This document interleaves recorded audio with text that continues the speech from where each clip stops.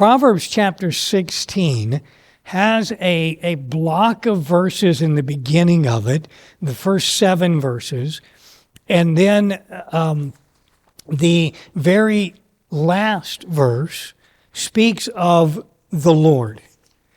And so the whole proverb, the whole chapter is not all about the Lord, but it starts and ends with some key statements about the Lord. And so what I want to do is looking through several of these verses in this chapter, understanding some of the theology of Proverbs. So what does Solomon believe about God? What does the book of Proverbs communicate about God? And so really this is the basic theology, the basic doctrine of God in the book of Proverbs. And this is important to take note of because the Proverbs has a theology. And it's not always stated, but it is always present. So that all of the Proverbs assume these basic truths about God. And this is one of the things that makes the Proverbs, the book of Proverbs, absolutely unique from all of the ancient wisdom literature. So there are, for example, there's wisdom literature from Egypt that in certain places bears strong similarities to the wisdom of Proverbs. For example, talking about kings and princes, there's a lot of overlap between the wisdom of Egypt and the wisdom of Solomon. One of the huge differences is their theology. And so that the wisdom of Egypt is going to bring in the gods of Egypt, but it's also, my understanding is it just really communicates it more as this is good living. This is, and that's what, most of the philosophers were concerned about. How do you live well? What Proverbs communicates is this is the life that fears the Lord. This is wise because of its relation to God. That's why Proverbs 1 says the fear of the Lord is the beginning of wisdom. And so I'm going to try to state very clearly certain things that from this passage or from these passages. But as you're reading the Proverbs, keep these in your mind, as these are really our foundational truths. And one of them we touched on last week, Proverbs 12:2, Proverbs 16:4, among other places, teach us that God exacts the consequences of folly and God distributes the rewards of wisdom. So we talk about proverb, as I said last week, it's just not a mechanical thing. It's not just, if you do this, here's the response, as if you plant wheat seed, you're always going to get wheat because that's the way the world works. That's all true. This is the way God has designed the world to work. So if you plant immoral habits, you are going to reap specific consequences from that. But you're going to do this because God is actively distributing the consequences of folly. And God is actively distributing the rewards of wisdom. God is active in all of this. And so you cannot read any proverb ever as if it's simply teaching a godless or God disinterested natural law. You can't read it as if it's got the God of Proverbs is deistic. The deists believe, many of our founding fathers were deistic. They believed that God was kind of hands-off. He got the world running, started everything in motion, established the laws, and let it go. And then God just kind of stood back and watched. And he wasn't involved. That's not what Proverbs is teaching. Rather, you must read the Proverbs as if God is actively involved in men's lives and is actively responding to the wisdom and folly of men. And we see this one part here in verse 1. The preparations of the heart belong to man, but the answer of the tongue is from the Lord. So we have then the contrasting proverb, but, and so then we have in this one that there's a lot of parallels in this verse. And so you have the preparations are parallel to what? The answer. Okay, then you have the prepositional phrase here. Okay, so then you have heart and tongue, and I need a different color. So you have heart, you have tongue, and then what's the parallel in the okay, yep.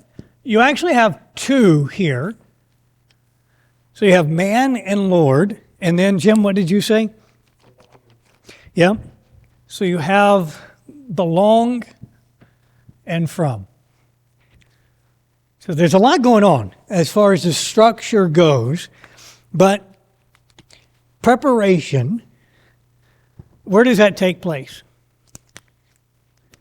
Yeah, so we're internal, very much so. There's the if you want to say the thoughtfulness, the planning ahead, the thinking about belongs to, it takes place where?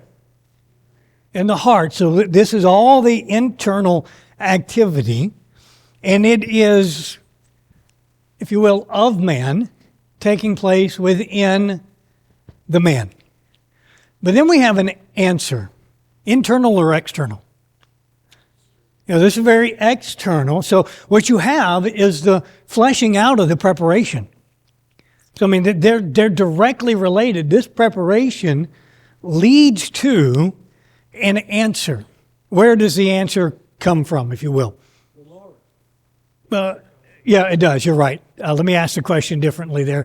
How is the answer heard? What's the organ of the answer? The tongue. And what is driving the tongue? The heart. There's this direct connection in Proverbs between heart and tongue. And then we have the contrast. So these are just really, if you will, just expanding out of the one to the other. It's a very logical sequence. But the contrast here is man and Lord. So that when we read this, the preparation of the heart belonged to man. So as you're thinking about an answer, I was talking about the gospel this morning. You're thinking about the gospel. That is your activity. That is what you are involved in doing. You are working through. And this is the work you do ahead of time. You don't prepare your heart right away when somebody asks you the question. You never heard the question before.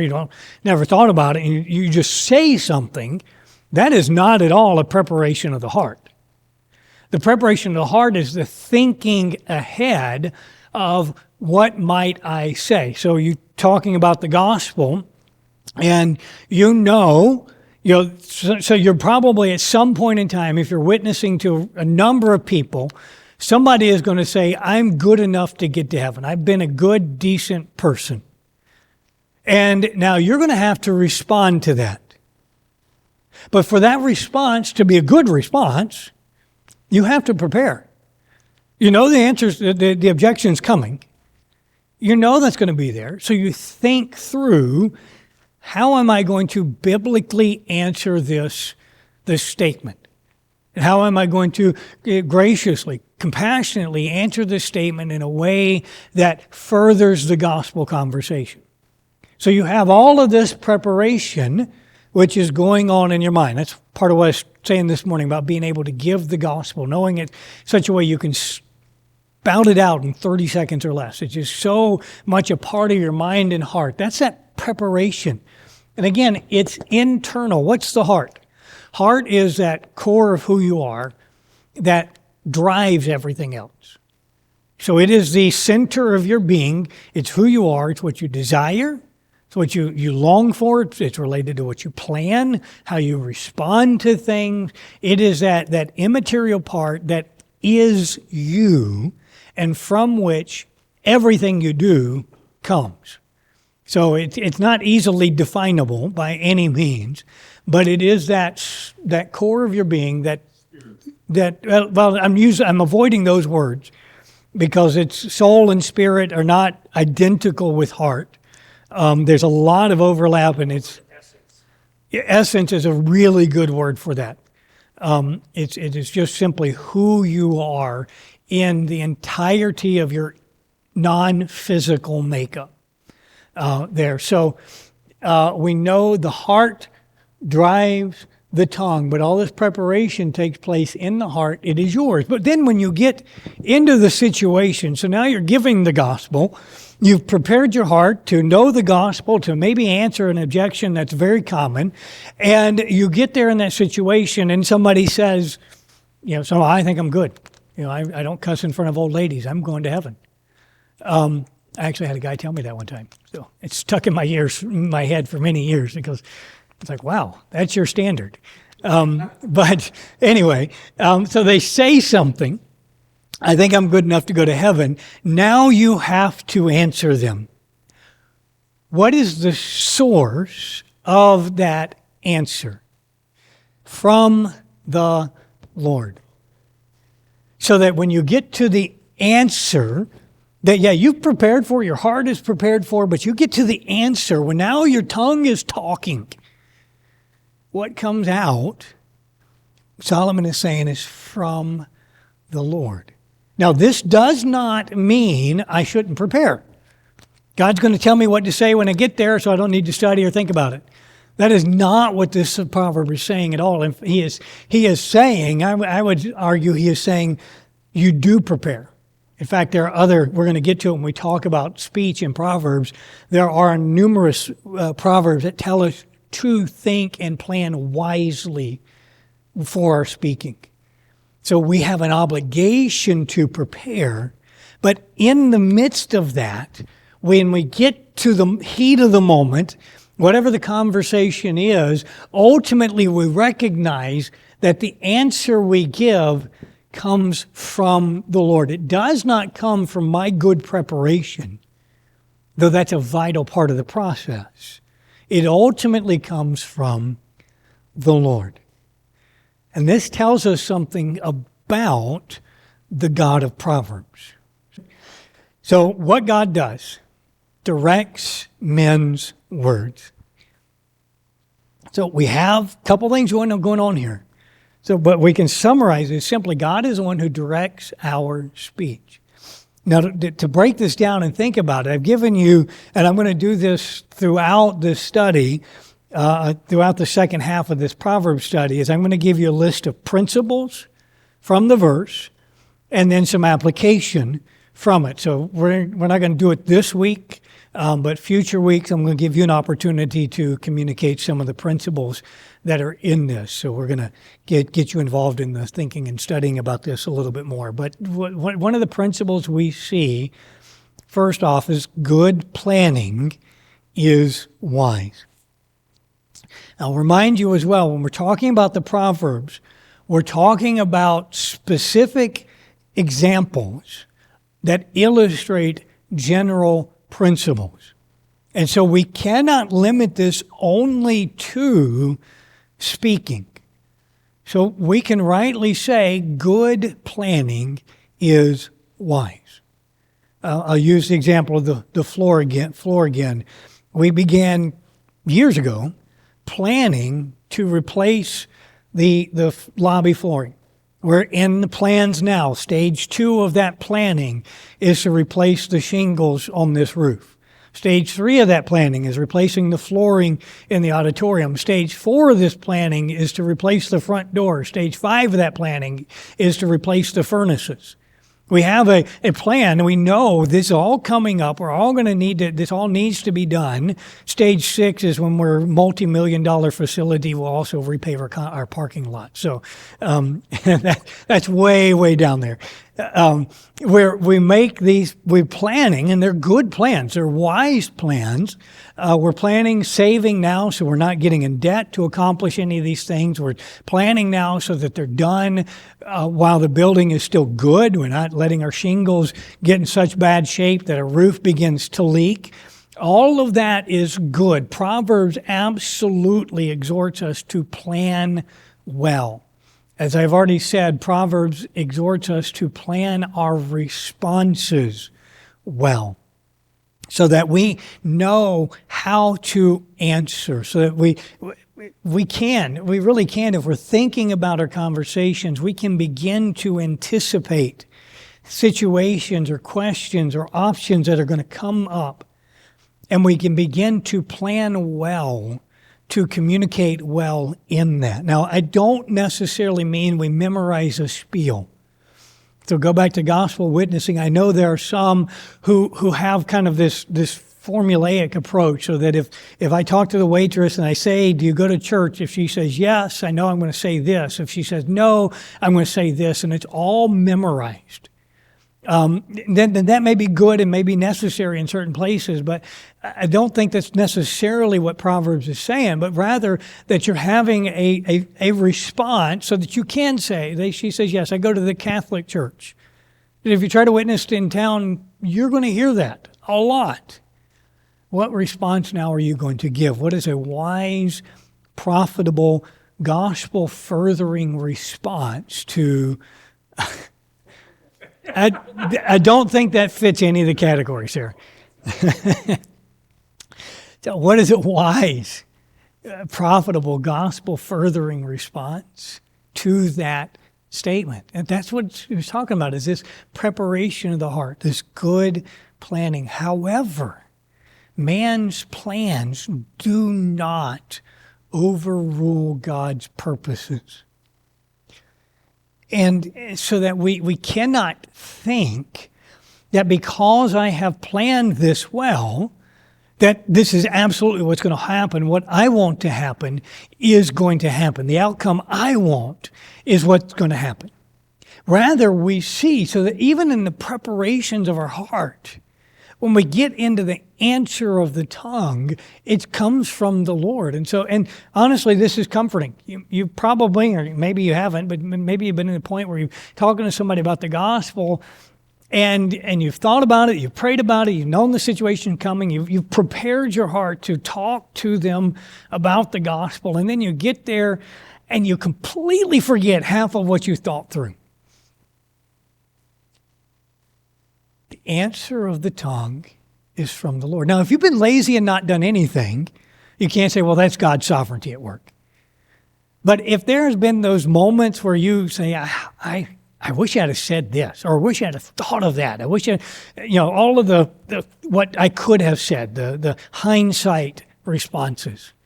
We should take comfort in the fact that God's sovereign. God's sovereign when I forget what I'm supposed to say. God's sovereign when I unintentionally say something stupid. God is sovereign over the answer of my tongue. And my planning will never overrule His purposes. So they're not opposed to one another. That God uses our planning for His purposes. And sometimes He interrupts our planning for His purposes. But good planning is wise, does not overrule God's purposes. Good planning leads to God-given wise answers. I really have already said this a couple different ways. So, but there is if you will, there's a progression in this verse. The preparation of the heart, my responsibility. The answer of the tongue is from the Lord. He gives me that. So it's when I plan well. It's when I've thought wisely about the situation, about biblical truth, and I planned well that God gives these wise answers. So that in the moment, you know what to say. Maybe you've never had this happen. I've had it happen at times where I say something, it's like, wow, that was really good. Where did that come from? Maybe you don't think that way. But certainly there have been times... So it's where we look to the Lord and say, well, that was me. Boy, I'm about to write that down. I'm so creative. That's from the Lord. And then planning without God is doomed to disappointment. So if we take this and make it negative, if I plan, I do not consider God, do not consider His purposes or His word at all, it's doomed to disappointment. If I think evangelism is just, I say the right words, I get them nodding their head yes, they get you comfortable saying yes, so when I ask them another question, they say yes, and they eventually get them to the, do you want to receive Christ as their Savior? Their head's still nodding, and they say yes, and they get saved. No, that's not the way the gospel works. But if you plan all of this as just I would call that manipulative. But if you plan all this simply as a process, a humanistic process, then you're doomed to disappointment. It's not going to work if God's not involved, if you're not considering God. So several applicational points from this. What do? We prepare well before speaking. If the answer of the tongue is from the Lord, it means I should prepare well. I should do the work I'm supposed to do. We study well. It's almost the same thing, but I say it a different way. Study well to have the right answer. Our culture now still is bent on these issues related to homosexuality and transgenderism. These are issues that come up. And as you're talking to unsaved people, they're going to come up. They may come up in such a way to say that I can't believe Trump is such a terrible president that he wants to strip the rights from all gay people. But there's going to be something said that you have an opportunity to give a good answer to. And this is where you study well. If you know it's going to come up, then you do your homework in Scriptures first, know what the Bible says. There may be a need to do homework in some of the political arena. What actually is our president doing? What actually is the executive order? What actually did the judges say? Whatever the question may be. Because we should know that what is commonly reported about any decision, whether it be a Democrat or Republican, whatever any court has done, what is reported to us is at best a partial report. Many, many times it is a skewed report to give us a wrong perspective about what was said or done. And so there may be a need to go back and say, okay, now what was this decision here? What did they say? Why did they do it? There's information out there. It takes work. And if you're not into the politics and legal stuff, it can sometimes be a tedious work. But again, if you know it's going to come up, I would say you don't necessarily need to study every Supreme Court decision. Some of them are going to be non-issues for the majority of people. But there are some that maybe you need to be up on so that you can speak to the situation well. Trust God to direct your well-planned speaking. So that ultimately in all of this, our hope is not, this is what I've come up with. I've studied well, and now I'm speaking. And not to talk about myself again, but I'll talk about myself again. I do this every week. I manuscript my Sunday morning sermons. My Sunday school, and this time, the afternoon Bible class, I don't. I have notes, brief outlines. I have in Sunday school. I have notes in the margins of my Bible, and there are times I don't know what I'm about to say, if you will. And there is this trust in God to direct what should be well planned. So I may not have spelled it out in a manuscript, but I should have, and my goal is to have studied so I can speak to this subject. I can answer the issue. And there's times in this setting and in Sunday school both, the questions come up. I don't foresee all the questions that come up. I do try to think about questions that may arise and issues and such things as that, but I certainly don't see them all. And so there's a trust in God to direct the well-planned speaking. Same with giving the gospel. Same with ministering to hurting family members or hurting friends. You think, well, what am I going to say? How should I say this? What can I do to broach the subject? How can I minister here? And you plan. But you're not so rigid on the plan that you have to say just this. And then you're trusting God to give you direction so that maybe in the moment your plan's going this way and you say, no, I'm diverting. I'm going over here. I'm turning 90 degrees away from where I thought I was going. And we trust God to give that direction for that speaking. Trust God to give you the right answer at the right time. And then related to that, trust God, not your good preparation. So ultimately, we're recognizing this is necessary. Preparation is essential. But I'm trusting God. Trusting God, not my ability to memorize an outline, not my ability to memorize a verse, not my ability to dissect a Greek word, not my ability to go on and on about a particular legal case. I'm trusting God in all of these things. So what else does God do? And I'm going to move quickly through these. These are just to show you some of the other things. We see verse 2, God weighs the Spirit. Interestingly, it's nearly identical with chapter 21, verse 2. So you look at Proverbs 16, verse 2. Let me read Proverbs 21, verse 2. It says, every way of a man is right in his own eyes, but the Lord weighs the hearts. So they're nearly identical verses there. All the ways of man are pure in his own eye, but the Lord weighs the hearts. So part of what that tells us is it is God who really determines the rightness and the wrongness of our actions, our ways. The way of man is his lifestyle. It is the course of his life. So it's related to his behavior, but it's more than that. It's the entire trajectory of his life that ultimately affects the whole man and where he is going. Man looks at that, especially the natural man, says, I like where I'm going.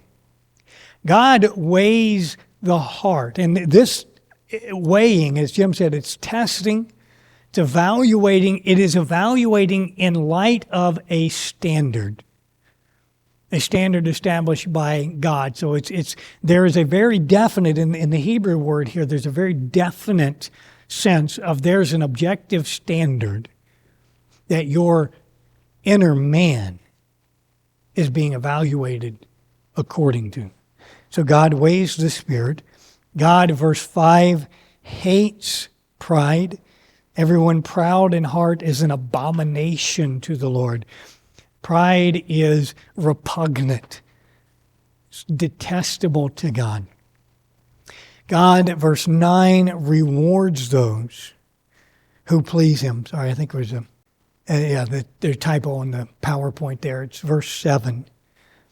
When a man's ways please the Lord, He makes even his enemies to be at peace with him. That's some interesting stuff in that verse, but time doesn't allow us to consider that. Verse 9, a man's heart plans his ways, but the Lord directs his steps. God directs a person's steps. So again, there's planning involved. All of that is necessary. But it's still the sovereignty of God, that God is directing all of our lives. We have here who God is. Verse 4, we are told that God is a creator. The Lord has made all for Himself. Yes, even the wicked for the day of doom. God is creator of all things. With that, He is supreme. There is a divine purpose in all that God is doing, and He is accomplishing that purpose.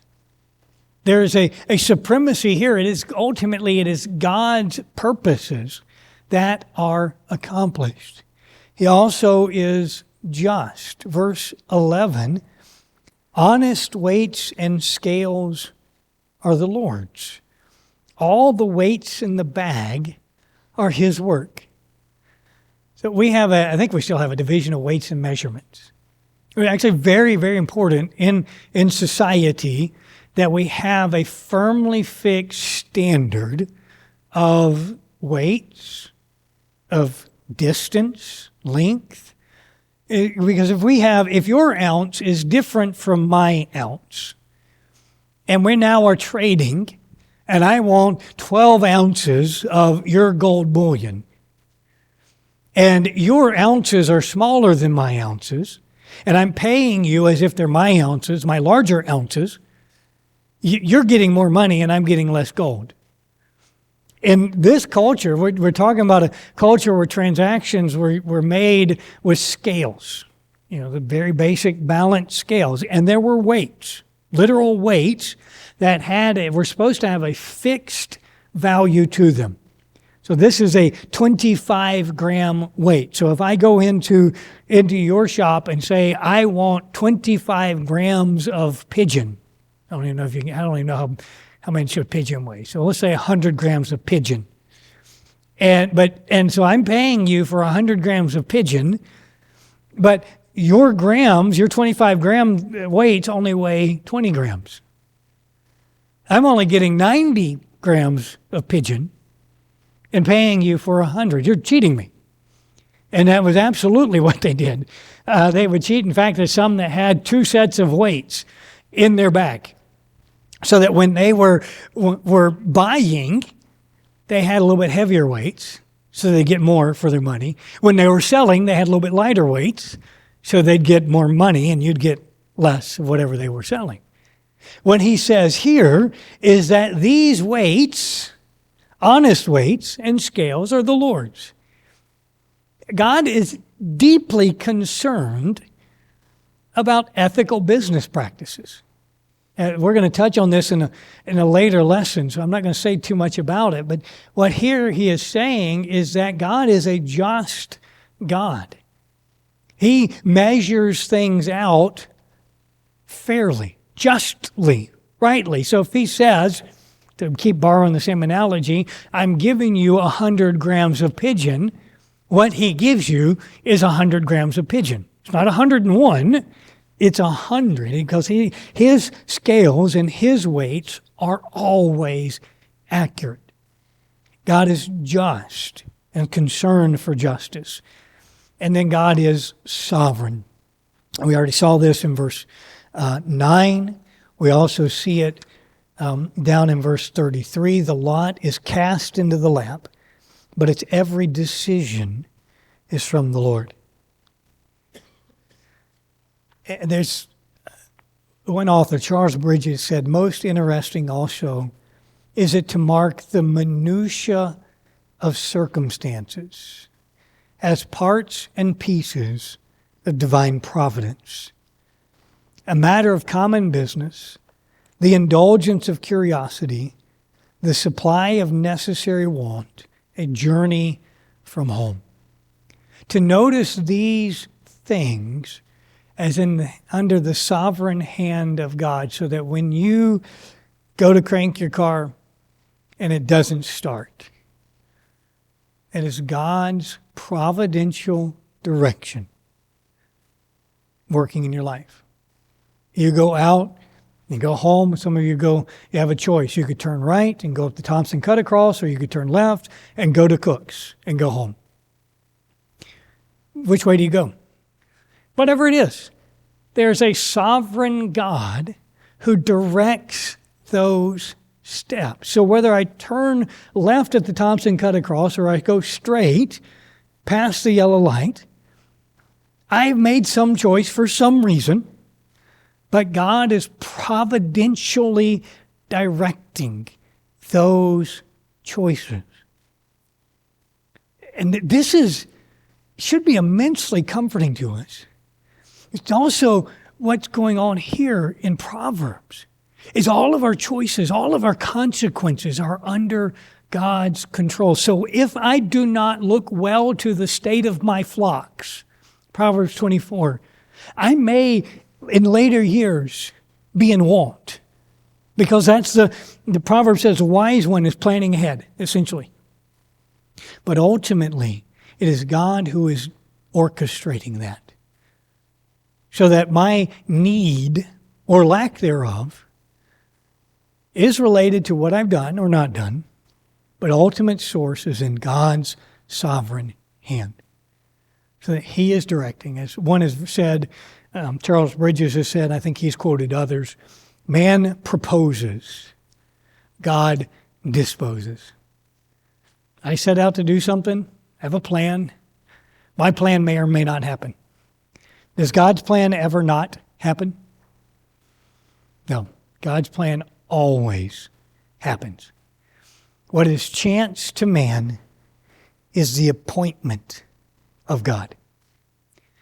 What seems to us just be random luck was foreknown and foreordained before the foundation of the world for God's good, eternal purposes.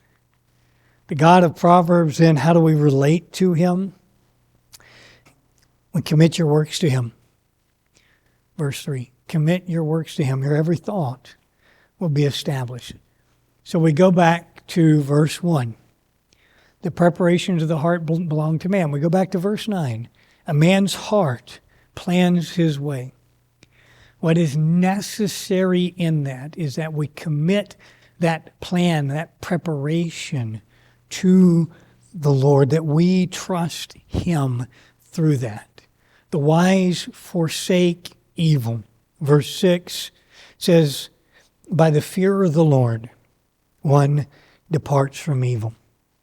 And we'll come back to that verse in a second. Verse 20 tells us very simply, the wise trust Him. He who heeds the word wisely will find good, and whoever trusts in the Lord, happy is he. You want to know how to be happy in life? Trust the Lord. There's a direct statement in the Bible about how to be happy. We trust Him, and you'll be happy. And in fact, he says how happy is he. There's almost a sense of astonishment. Look, this is a happy man. This is a blessed man right here. So what we have here, I'm not going to dissect it. I'm not going to dissect this verse so much today, but I want to talk about three words particularly. You have mercy. And I'm going to give you this word. It's a Hebrew word, but you may be familiar with it, and it's an important one to know. The Hebrew word is chesed. Anybody ever heard that word before?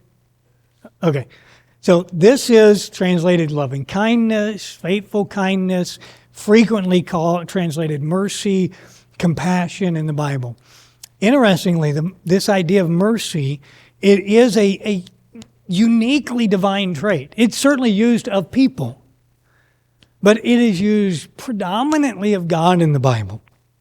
The God is this God of chesed. They also have truth.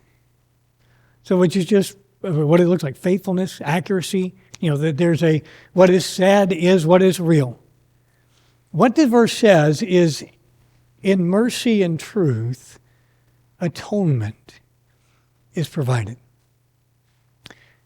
This word truth is used in the Old Testament almost exclusively of God. So I'm going to say it like this: in God's mercy and God's truth, atonement is provided. Atonement here is the idea of a payment in substitute, a payment in place of another. This is all throughout the Old Testament. This is throughout the law of Moses. We see this in Genesis 22. Isaac is on an altar. Abraham is ready to plunge a knife into his heart and offer him as a sacrifice. The angel stops him and provides something. What does God provide in that moment? A ram. A ram. There is a substitute in place of Isaac. The sacrificial system in the Mosaic Law is a system of substitution for my sin, the Day of Atonement, the scapegoat was brought, and the sins of Israel were laid on that scapegoat. And it was driven out into the wilderness. You have in a number of other offerings, the sacrifices like that, animal sacrifices, the sins would be laid on that animal, and then that animal would be killed in place of, making atonement for, taking the place of the one who deserved death. So that ultimately what we have going on here is in God's mercy and in God's truth, atonement is provided. Based on the first line, who provides the atonement? God. God does. This is the gospel in Proverbs. Yes. God has, in His loving kindness and grace, in His absolute faithfulness, God has provided a substitute for our iniquity. And then you have the response. I think that's what's going on. You have a statement here of atonement. The response of the atoned. By the fear of the Lord, one departs from evil. So the wise, how the wise relate to God, they depart from evil. Those who have been atoned for, fear God and depart from evil. So this proverb, if you're looking at the list here, this is a building proverb. This is one of the more challenging categories to kind of nail down. But this is a building proverb in that you have a statement, and then you have a second statement that may seem somewhat unrelated, but it is absolutely laid on the foundation of the first statement. So that now we have this, and then we have this on top of it. So we have the gospel, and those who are saved fear God and keep His commandments. So what we're told, Proverbs 23 points us to this, and I'll just have to let you look at it yourself later. The fear of the Lord is better than the possessions of sinners. We see that Proverbs is telling us the fear of the Lord is worth it. It pays off. Because if I'm departing from evil, is there any time where evil is desirable and pleasurable? If it wasn't, we wouldn't commit evil. Certainly there are times where we may look at something and say, I know I shouldn't do that, but I really want to. And I don't mean eating chocolate. I mean something we look at and say, I know that's not right, that's sinful, but I really want to give them a piece of my mind.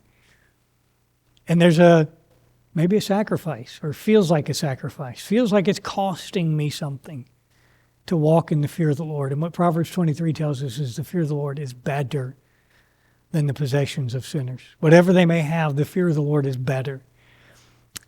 Proverbs 23 also tells us that you have to live with the consequences of your decisions. So, directly related to fearing God, is recognizing every choice has a consequence. And we have to live with it. God's promises are more certain than sins. This really should be basic to our understanding of sin. Sin makes a lot of promises. It keeps some of them. But they're not certain promises. God's promises are certain.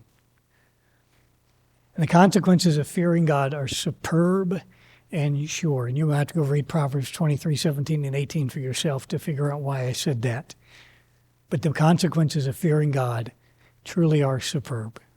They are certain, sure consequences in the sense of good consequences. So what do we do with all of this as we come to the book of Proverbs? We should start just simply with the worship of God. I haven't traced this out. You'll find it in some of the related Proverbs. The Proverbs absolutely calls us to a right worship of God. If God is creator, God is sovereign, God is supreme, why would we not worship him? Who else would we worship but God? Then trust him. Those who truly understand God's sovereignty will trust him. And there's some very practical applications of this. If God is sovereign over the RV that pulled out in front of me and is doing 45, should I be angry about it? If God is sovereign over the RV that pulled out in front of me on the highway and is doing 45 miles an hour, should I be angry about that?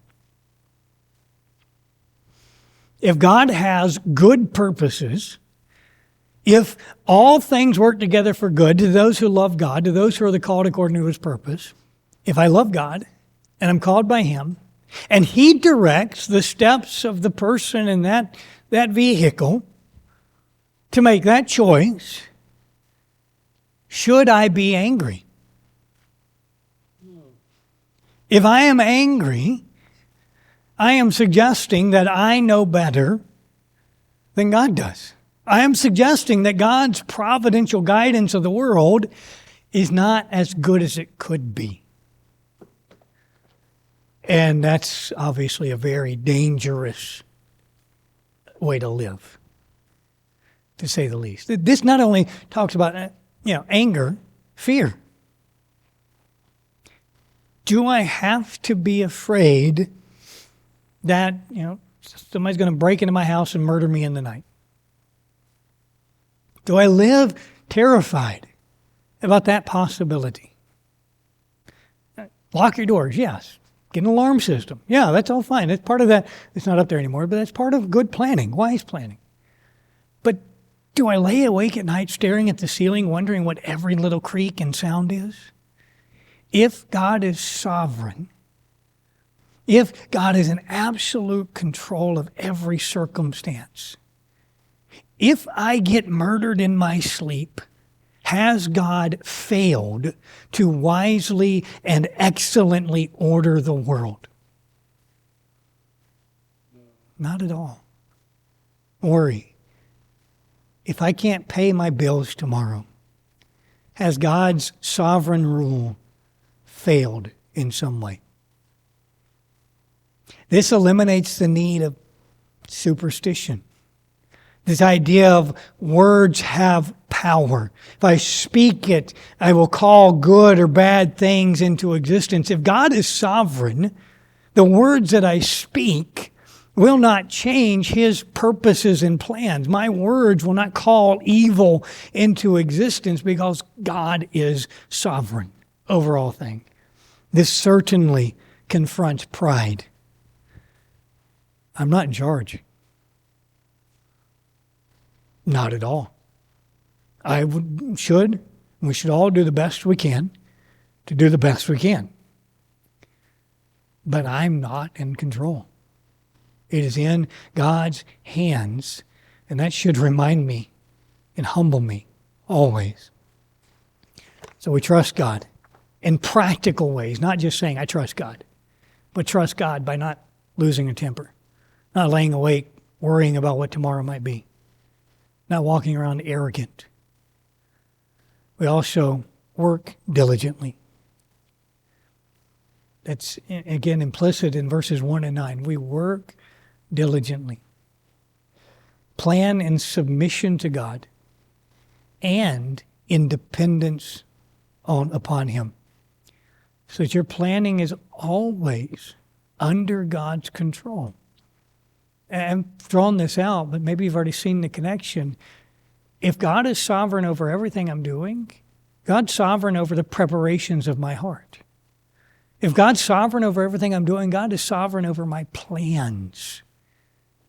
Not just the working them out, the actions, but even the very planning, the steps in the plan.